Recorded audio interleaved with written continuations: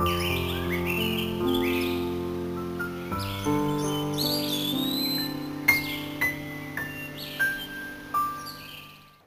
200 years ago, Jane Austen wrote a beautiful novel, Pride and Prejudice, which had become a classic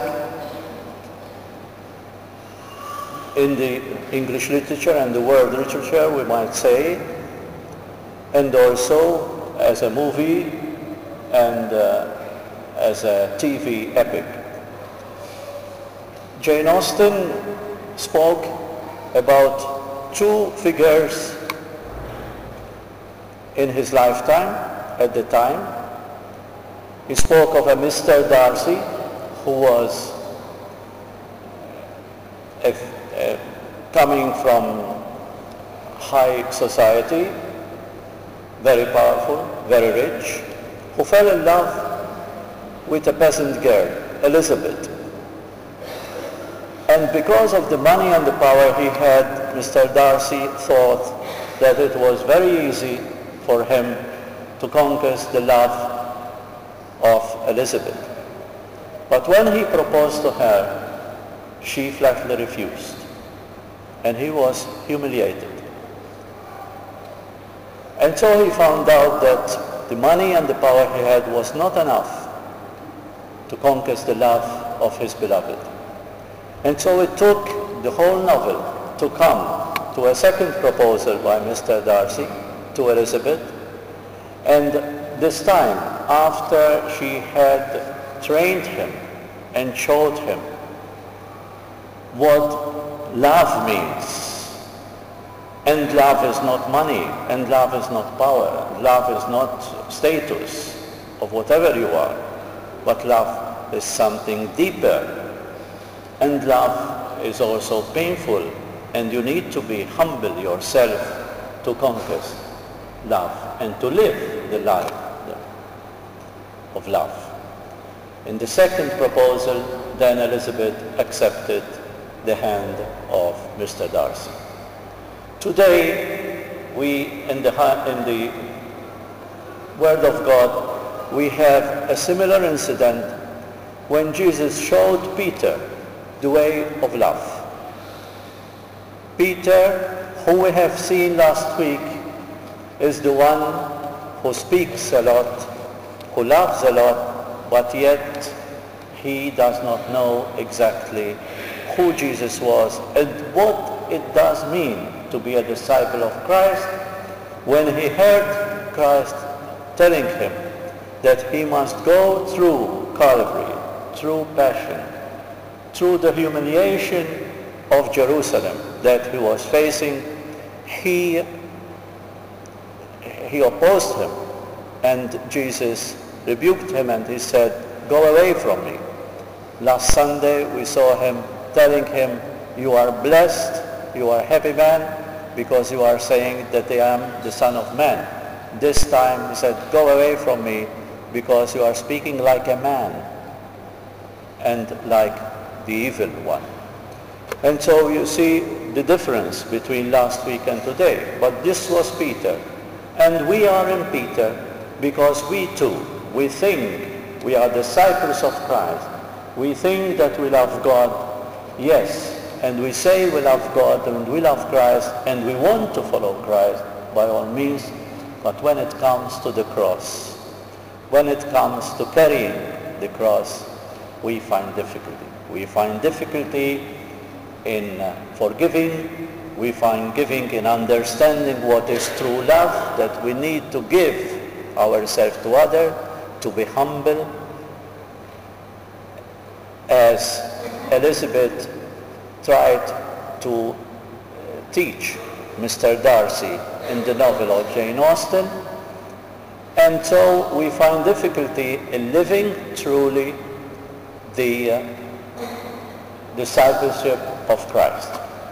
I remind you also a very powerful moment in the film of Mel Gibson, when in the Passion of the Christ, he shows us that when Jesus fell the first time, while carrying the cross up Calvary, he did not stand up immediately, but instead he turned and embraced the same cross he was carrying. Embracing the cross was a great symbol of what Jesus accepted to do in the name of his Father, because that's what the plan of his Father. A few moments before, in the Garden of Gethsemane, he prayed to his Father, if this is possible, take away this cross from me. And Jesus did not like the cross, was not looking for pain. He tried to avoid it, as all human beings try to do. He was like us, exactly and completely like us, as a human being.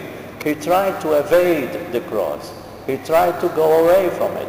And he prayed his Father, if this is possible, if this is possible. But when he found out that the Father said, no, this is not possible, you need to go up with the cross, he embraced the cross and then stood up. While embracing the cross, he also managed to stand up and start again on his way to Calvary.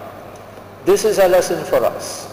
We try to get away from the cross, but we need to embrace it. When we believe, truly believe, that that is the way that we need to go, whether it's our addictions, whether it is our way of living, our relationships, so many things that we need to carry in our cross along the life and the pilgrimage here on earth, then we need to embrace that cross and go ahead.